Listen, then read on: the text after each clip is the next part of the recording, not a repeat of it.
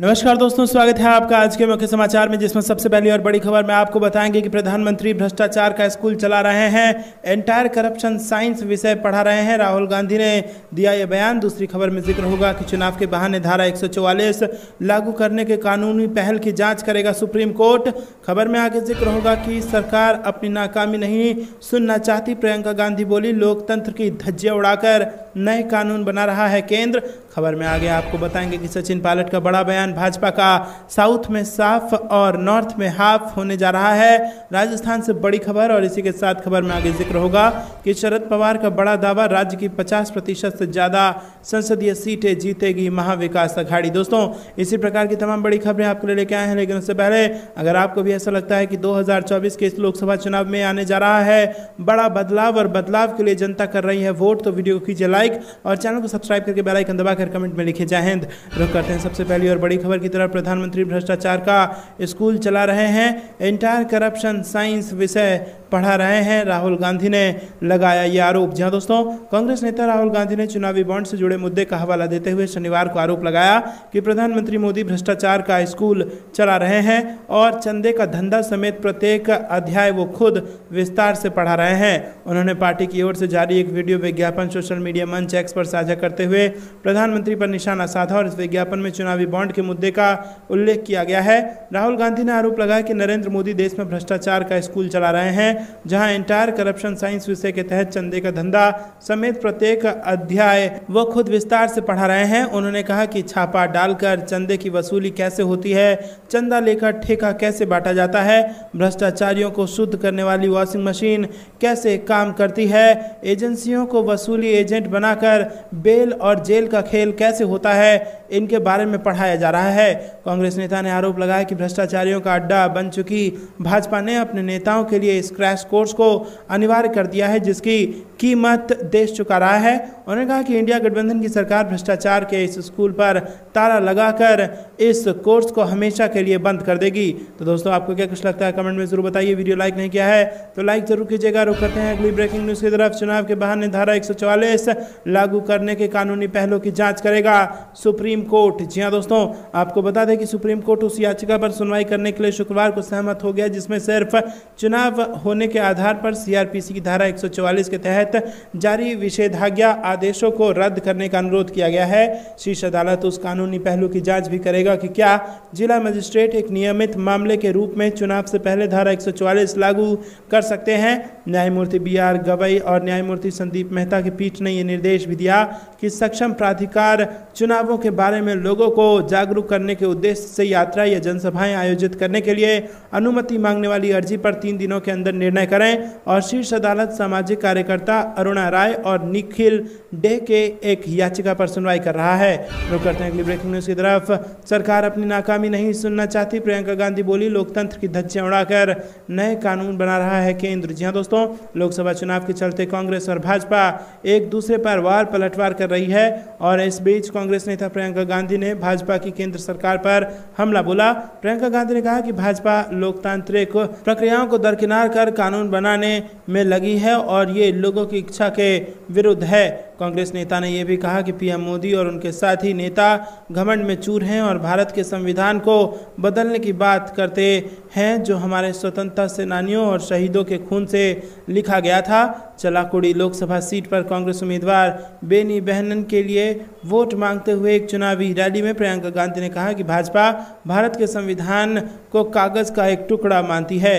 दोस्तों, आपको बता दें कि प्रियंका गांधी ने कहा कि हम जो नया भारत हमें बताया जा रहा है वो ऐसा भारत है जहां कुछ ताकतवर लोग धार्मिकता पर अपना दावा करते हैं और लोकतांत्रिक प्रक्रिया को दरकिनार कर कानून बनाए जाते हैं और लोगों पर उनकी इच्छा के विरुद्ध लागू किए जाते हैं।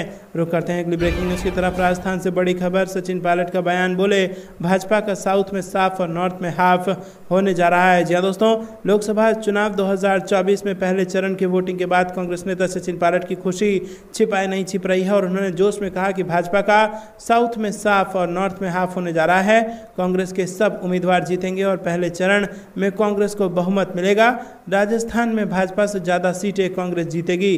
दोस्तों रुक करते हैं अगली ब्रेकिंग न्यूज की तरफ। लोकसभा चुनाव 2024, शरद पवार का बड़ा दावा, राज्य की 50% से अधिक संसदीय सीटें जीतेगी महाविकास अघाड़ी। जी हां दोस्तों, आपको बता दें कि राष्ट्रवादी कांग्रेस पार्टी ने लोकसभा चुनाव को लेकर बड़ा दावा किया है। उन्होंने कहा है कि विपक्षी गठबंधन महाविकास अघाड़ी राज्य की 50% से अधिक लोकसभा सीटें जीतेगी। महाराष्ट्र के अहमदनगर में पत्रकारों को संबोधित करते हुए पवार ने कहा कि कुछ सीटों को लेकर इंडिया गठबंधन के दलों में खींचतान जरूर है, लेकिन इस पर ध्यान देने का मतलब नहीं है। व्यापक रूप से गठबंधन के सभी नेताओं का लक्ष्य एक ही है कि वो अधिक से अधिक सीटें जीते, जिससे राज्य में एक स्थिर सरकार बनाई जा सके। उन्होंने भाजपा के अब की बार 400 पार वाले नारे को गलत बताया है।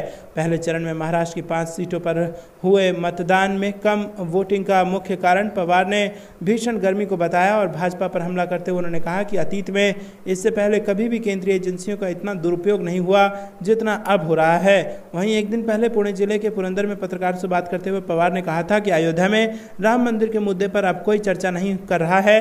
भाजपा को लोकसभा चुनाव में इसका कोई लाभ नहीं मिलने वाला है। दोस्तों रुक करते हैं अगली ब्रेकिंग न्यूज की तरफ, जहां पर आपको बता दें कि बैतूल की रैली में दिखा कमलनाथ का अलग अंदाज, गर्व से कहता हूं मैं हूं हिंदू। जी हां दोस्तों, इसी के साथ उन्होंने जय श्री राम का भी लगाया नारा। कांग्रेस के दिग्गज नेता और मध्य प्रदेश के पूर्व मुख्यमंत्री कमलनाथ ने शनिवार को मध्य प्रदेश के बैतूल में एक रैली को संबोधित करते हुए जय श्री राम के नारे लगाए। एक वीडियो सोशल मीडिया पर वायरल है जिसमें कमलनाथ खुद जय श्री राम का नारा लगाते हैं और फिर रैली में आई भीड़ से इसे दोहराने का आग्रह करते हैं। वो बैतूल के चुटकी गांव में कांग्रेस प्रत्याशी रामू टेकाम के समर्थन में चुनावी सभा को संबोधित करने पहुंचे थे। इस मौके पर कमलनाथ ने कहा कि आज संविधान से छेड़छाड़ का प्रयास किया जा रहा है, संविधान में बदलाव करने की कोशिश हो रही है। भारतीय जनता पार्टी ऐसे प्रयास कर रही है, उनका लक्ष्य संविधान को बदलना है। आप लोग संविधान प्रजातंत्र के रक्षक हैं और इस चुनाव के यही मायने हैं। उन्होंने जनसभा में आए लोगों से कहा कि आप छिंदवाड़ा से बैतूल की तुलना कीजिए, किस तरह आपको अपेक्षित किया गया। भाजपा ने 20 वर्षों में क्या किया, मध्य प्रदेश को भ्रष्टाचार का प्रदेश बना दिया। रुक करते हैं अगली ब्रेकिंग न्यूज की तरफ। शरद रेड्डी ने बीजेपी को दिए 60 करोड़ रुपए, ईडी ने नहीं की कोई कार्रवाई, संजय सिंह का बयान। जी हां दोस्तों, आम आदमी पार्टी के राज्यसभा सदस्य संजय सिंह ने शनिवार को भाजपा पर निशाना साधते हुए आरोप लगाया कि उसने तथाकथित आबकारी घोटाला मामले में आरोपी व्यक्ति से 60 करोड़ रुपए लिए, लेकिन प्रवर्तन निदेशालय ने मामले में कोई कार्रवाई नहीं की। सिंह ने यहां एक संवाददाता सम्मेलन में कहा कि खुद उन्हें दिल्ली के मुख्यमंत्री अरविंद केजरीवाल, मनीष सिसोदिया समेत आम आदमी पार्टी के नेताओं को बिना किसी सबूत के आबकारी घोटाले मामले में गिरफ्तार किया गया है। सिंह ने आरोप लगाया कि ईडी ने आबकारी घोटाला मामले में अपने आरोप पत्र में जिस शरद रेड्डी को मुख्य आरोपी बताया था, उसने चुनावी बॉन्ड के माध्यम से 60 करोड़ रुपए दिए, लेकिन एजेंसी ने इस मामले में किसी के खिलाफ कोई कार्रवाई नहीं की और इस पर रेड्डी या भाजपा की ओर से तत्काल कोई प्रतिक्रिया नहीं आई है। सिंह ने दावा किया कि आबकारी घोटाला मामले में गिरफ्तारी के बाद रेड्डी ने 15 नवंबर 2022 को भाजपा को चंदे के रूप में 5 करोड़ रुपए दिए।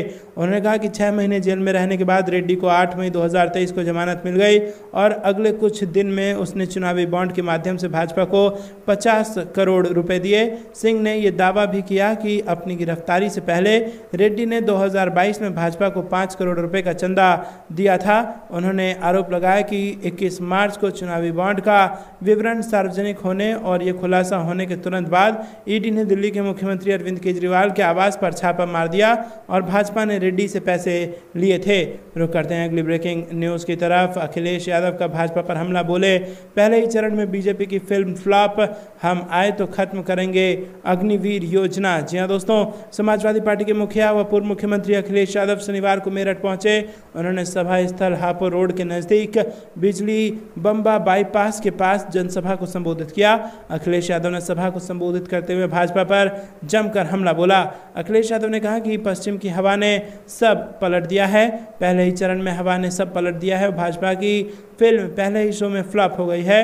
अब कोई इनसे घिसी पिटी कहानी नहीं सुनना चाहता, कोई इनके डायलॉग नहीं सुनना चाहता, ना कोई इन्हें वोट देना चाहता है। दोस्तों, अखिलेश यादव ने कहा कि माहौल बन गया है, ये क्रांति की धरा है, भाजपा से भी आज़ादी चाहती है। कहा है कि ये धरती भाजपा से भी आज़ादी दिलाएगी और मुख्यमंत्री इतने घबराए हुए हैं कि मेरठ छोड़ने का नाम नहीं ले रहे हैं। पता चलता है कि कई बार आ चुके हैं, अभी भी मेरठ नहीं छोड़ रहे हैं। तो दोस्तों, आप आपको क्या कुछ लगता है कमेंट में जरूर बताइए। वीडियो को लाइक नहीं किया तो लाइक जरूर कीजिएगा। रुक करते हैं अगली ब्रेकिंग न्यूज की तरफ। कांग्रेस विपक्षी एकता दिखाने के लिए इंडिया गठबंधन ने कॉमन मिनिमम प्रोग्राम पर कर रही है विचार। जी हां दोस्तों, मौजूदा लोकसभा चुनावों के दौरान विपक्षी एकता को मजबूत करने और सामाजिक कल्याण के संदेश को प्रचारित करने के लिए इंडिया गठबंधन की पार्टियों द्वारा किए गए प्रमुख वादों के आधार पर कांग्रेस एक कॉमन मिनिमम प्रोग्राम लाने की योजना बना रही है। विपक्षी गुट 19 अप्रैल को 21 सीटों की 102 सीटों के लिए पहले चरण के मतदान के बाद जनता की प्रतिक्रिया से उत्साहित है और उसे लगता है कि बेरोजगारी और मूल्य वृद्धि को उजागर करने वाला समूह का एजेंडा मतदाताओं को पसंद आ रहा है। और इस संबंध में कांग्रेस वर्किंग कमेटी के सदस्य जगदीश ठाकुर ने बताया कि देश भर से जनता की प्रतिक्रिया के आधार पर हमने निर्णय लिया कि हमारे राष्ट्रीय अभियान के दौरान लोगों के मुद्दे फोकस में रहने चाहिए। उन्होंने कहा कि मुझे खुशी है कि मतदाता हमारे सामाजिक न्याय के एजेंडे पर प्रतिक्रिया दे रहे हैं। ठाकुर ने कहा कि चूंकि अधिकांश विपक्षी दल भी समान विचार साझा करते हैं, इसलिए गठबंधन के विचारों को शामिल करते हुए एक संयुक्त घोषणा पत्र जारी करना एक अच्छा विचार होगा। उन्होंने कहा कि ये मतदाताओं को संदेश देगा कि अगर इंडिया गठबंधन सत्ता में आया तो क्या करेगा। पार्टी के अंदरूनी सूत्रों के मुताबिक संयुक्त घोषणा पत्र में मतदाताओं के बड़े हिस्से को ध्यान में रखते हुए गरीब परिवारों को मुफ्त राशन की डोर स्टेप डिलीवरी, 200 यूनिट तक मुफ्त बिजली, प्रति वर्ष मुफ्त 6 LPG सिलेंडर, पुरानी पेंशन योजना और उच्च शिक्षा प्राप्त करने वाली महिलाओं के लिए भत्ता और अध्ययन ऋण माफी जैसे बिंदु हो सकते हैं। रुक करते हैं अगली ब्रेकिंग न्यूज की तरफ। 400 पार तो दूर, बीजेपी को 150 सीट भी आना मुश्किल, भागलपुर की रैली में गरजे राहुल गांधी। जी हाँ दोस्तों, आपको बता दें कि यहाँ पर भागलपुर लोकसभा सीट पर कांग्रेस प्रत्याशी अजीत शर्मा के प्रचार के लिए राहुल गांधी भागलपुर आए और उनके साथ मुकेश साहनी और तेजस्वी यादव भी मंच पर मौजूद थे। राहुल गांधी ने निशाना साधते हुए कहा कि बीजेपी को 150 सीट से ज़्यादा आने वाली नहीं है। वहीं अग्निवीर योजना को लेकर भी मोदी सरकार पर उन्होंने हमला बोला। और दोस्तों, आपको बता दें कि भागलपुर के सैंडिस कंपाउंड में राहुल गांधी ने चुनावी सभा को संबोधित किया। राहुल गांधी ने रैली के जरिए सत्ता पक्ष पर जमकर निशाना साधा और उन्होंने मंच से कहा कि ये चुनाव संविधान बचाने का चुनाव है। आरएसएस और बीजेपी संविधान को खत्म करने की कोशिश कर रही है। पूरे देश में कुछ ही लोग हैं जिनके पास पूरे हिंदुस्तान का पैसा रखा हुआ है। नरेंद्र मोदी के हिंदुस्तान में 70 करोड़ लोग ऐसे हैं जिनकी आमदनी 100 रुपये से भी कम है। रुक करते हैं अगली ब्रेकिंग न्यूज़ की तरफ। CAA कानून के खिलाफ सुप्रीम कोर्ट में दाखिल हुई नई याचिका। कोर्ट ने केंद्र और असम सरकार से मांगा जवाब। जी हाँ दोस्तों, सुप्रीम कोर्ट ने नागरिकता संशोधन कानून 2024 को चुनौती देने वाली एक याचिका पर शुक्रवार को केंद्र और असम सरकार से जवाब मांगा। CAA को पाकिस्तान, बांग्लादेश और अफगानिस्तान से 31 दिसंबर 2014 से पहले भारत आए गैर मुस्लिम प्रवासियों को नागरिकता देने की प्रक्रिया को क्रियान्वित और विनियमित करने के लिए लागू किया गया। प्रधान न्यायाधीश DY चंद्रचूड़ और न्यायमूर्ति JB पारदीवाला की पीठ ने याचिकाकर्ता गुवाहाटी निवासी हिरेन गोहेन का प्रतिनिधित्व कर रहे वकील की दलीलों पर गौर किया तथा राज्य सरकार और केंद्रीय गृह एवं विदेश मंत्रालय के नोटिस जारी किए। रुक करते हैं अगली ब्रेकिंग न्यूज की तरफ। 5 साल में 5 मिनट देश के लिए निकालें, CJI चंद्रचूड़ ने इस अंदाज में की वोट डालने की अपील। जी हाँ दोस्तों, भारत में लोकसभा चुनाव 2024 के लिए पहले दौर का मतदान हो चुका है। अब 26 अप्रैल को दूसरे चरण के लिए वोटिंग होगी और वोटिंग परसेंटेज बढ़ाने के लिए चुनाव आयोग लगातार कोशिशें कर रहा है। इस बीच भारत के मुख्य न्यायाधीश DY चंद्रचूड़ ने देश के लोगों से आम चुनाव में मतदान करने की अपील की है। उन्होंने कहा है कि ये संवैधानिक लोकतंत्र में सबसे महत्वपूर्ण कर्तव्य है और इसलिए इस अवसर से ना चूकें। 2024 के लोकसभा चुनाव के लिए चुनाव आयोग के माई वोट माई वॉइस मिशन के लिए एक वीडियो संदेश में न्यायमूर्ति चंद्रचूड़ ने कहा कि हम दुनिया के सबसे बड़े लोकतंत्र के नागरिक हैं। संविधान हमें नागरिक के रूप में अनेक अधिकार देता है, लेकिन इसके साथ ही ये भी अपेक्षा करता है कि हम में से प्रत्येक अपने उस कर्तव्य को निभाएं जो हमसे जुड़े हैं और संवैधानिक लोकतंत्र में नागरिकता के सबसे महत्वपूर्ण कर्तव्यों में से एक है वोट डालना। DY चंद्रचूड़ ने आगे कहा कि मैं आप सभी से अनुरोध करूंगा कि कृपया हमारी महान मातृभूमि के नागरिक के रूप में जिम्मेदारी से मतदान करने का यह अवसर ना चूकें। हर 5 साल में 5 मिनट हमारे देश के लिए निकालें और ये करने योग्य है। दोस्तों, रुक करते हैं अगली ब्रेकिंग न्यूज़ की तरफ। ग्रामीण इलाकों के वोटरों का मिजाज दूसरे दलों में तोड़ को लेकर लोगों में बीजेपी से नाराजगी। जी हाँ दोस्तों, महाराष्ट्र में चुनावी राजनीतिक परिदृश्य बदला हुआ है और जहां मूल शिवसेना और मूल एनसीपी में तोड़फोड़ इसका कारण है, वहीं आम लोगों की राजनीतिक सोच में भी बदलाव नजर आ रहा है। पश्चिम महाराष्ट्र के कोल्हापुर, संगाली, संतारा और बारामती लोकसभा क्षेत्रों में तीसरे चरण में 7 मई को मतदान होना है और चढ़ते पारे ने पहले इन इलाकों में प्रचार के तरीकों पर अवरोध लगा दिया और नतीजतन उम्मीदवार घर घर जाकर मतदाताओं से मिल रहे हैं और छोटी छोटी पदयात्राओं से लोगों से वोट की अपील कर रहे हैं। निर्वाचन क्षेत्रों के सभागृहों में भी कार्यकर्ताओं को उत्साहित किया जा रहा है। दोस्तों, रुक करते हैं अगली ब्रेकिंग न्यूज की तरफ। भाजपा के 400 पार वाले दावे पर खड़गे ने कसा तंज, कहा ये संविधान बदलने के लिए चाह रहे हैं बहुमत। जी हाँ दोस्तों, कांग्रेस अध्यक्ष मल्लिकार्जुन खड़गे ने शुक्रवार को बिहार के कटिहार जिले के राजेंद्र स्टेडियम में कांग्रेस प्रत्याशी तारिक अनवर के पक्ष में जनसभा को संबोधित करते हुए बीजेपी पर जमकर निशाना साधा। उन्होंने भाजपा के अब की बार 400 पार वाले दावे पर कटाक्ष करते हुए कहा कि ये 400 पार की बात इसलिए कह रहे हैं कि इन्हें बहुमत दिया तो ये संविधान बदल देंगे। मल्लिकार्जुन खड़गे ने कहा कि आज हर कोई डरा हुआ है ईडी, सीबीआई, इनकम टैक्स से, और इन्होंने इनका डर दिखाकर कितने लोगों को अपने तरफ ले लिया है, किसी को पैसे से, किसी को डरा करके, किसी को धमका करके, तो किसी को खरीद कर इन लोगों ने तोड़फोड़ करके अपनी सरकार बना ली है। इसके साथ ही उन्होंने कहा कि वो संविधान को बदलना चाहते हैं और कांग्रेस चाहती है कि जनता के दुख को, दर्द को खत्म करें, ये दुनिया को बेवकूफ नहीं बना सकते।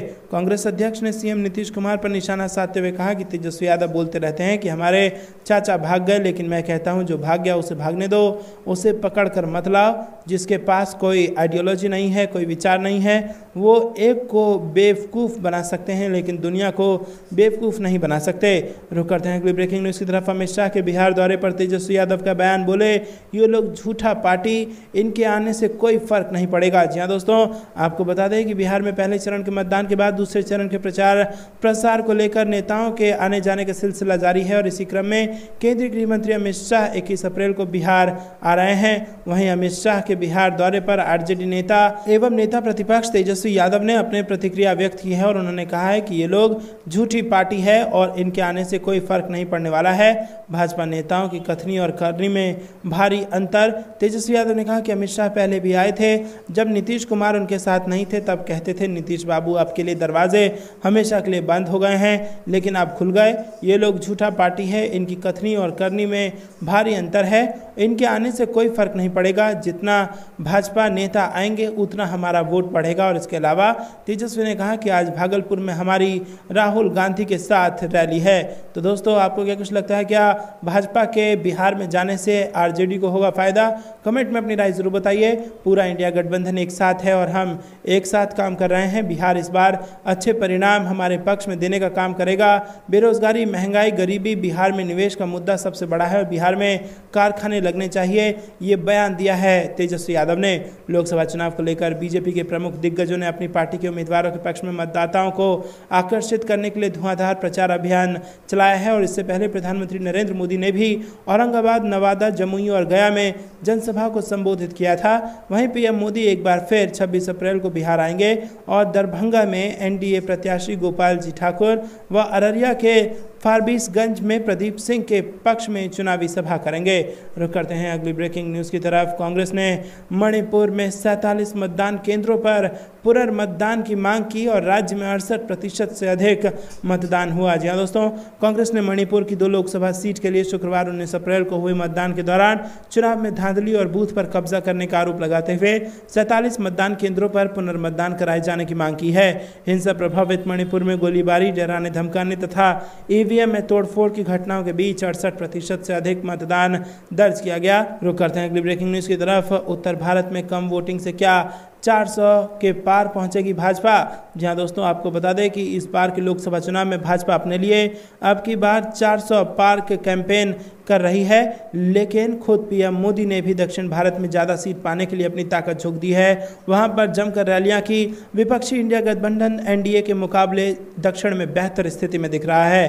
पहले चरण की 102 सीटों में से दक्षिण की सीटों पर जमकर हुई वोटिंग और उत्तर भारत के राज्यों में कम वोटिंग ने कई सवाल खड़े कर दिए हैं। कुछ लोग इसे बदलाव की आहट बता रहे हैं, तो कुछ का कहना है कि जनता कोई बदलाव नहीं चाहती है। और इन्हीं सवालों के जवाब कुछ एक्सपर्ट से जानेंगे कि पहले चरण की वोटिंग प्रतिशत के मायने क्या है। दोस्तों आपको बता दें कि यहाँ पर अगर हम आपको बताएं तो 2019 में अगर देखा जाए तो पहले चरण में भाजपा 40, डीएमके 24, कांग्रेस 15 और अन्य 23 पर आगे थी। लेकिन विशेषज्ञों के अनुसार उत्तर भारतीय राज्यों में कम वोटिंग से भाजपा की टेंशन बढ़ सकती है। दिल्ली यूनिवर्सिटी में प्रोफेसर राजीव रंजन गिरी कहते हैं कि मध्य प्रदेश में 2019 में 75% वोटिंग हुई थी, जो इस बार घटकर 63% रह गई है। वहीं बिहार में 47% वोटिंग हुई, जो पिछली बार 53% के मुकाबले 6% कम है। राजस्थान में इस बार 57% वोटिंग हुई, जो पिछली बार के 63% से कम है। और उत्तर प्रदेश में इस बार जिन सीटों पर मतदान हुए हैं उन सीटों पर 2019 के चुनाव के मुकाबले, जहां पर 2019 के चुनाव में करीब 67% मतदान हुए थे, इस बार 57% ही वोट पड़ा है, यानी कि 10% वोटिंग कम पड़ी है उत्तर भारत के राज्यों में। वहीं अगर दक्षिण भारत के राज्यों की बात की जाए तो वहां पर बम्पर वोटिंग ने कहीं ना कहीं एंटी इनकम्बेंसी की लहर को यहां पर दिखाने का प्रयास किया है। तो दोस्तों क्या ये बदलाव की आहट है? क्या 2024 के इस लोकसभा चुनाव में आने जा रहा है बड़ा बदलाव? कमेंट में अपनी राय जरूर बताइए। वीडियो को अभी तक लाइक नहीं किया तो लाइक जरूर कीजिएगा और चैनल को सब्सक्राइब करके बेल आइकन दबाकर कमेंट में लिखिए जय हिंद। अभी के लिए इतना ही। जय हिंद, जय भारत।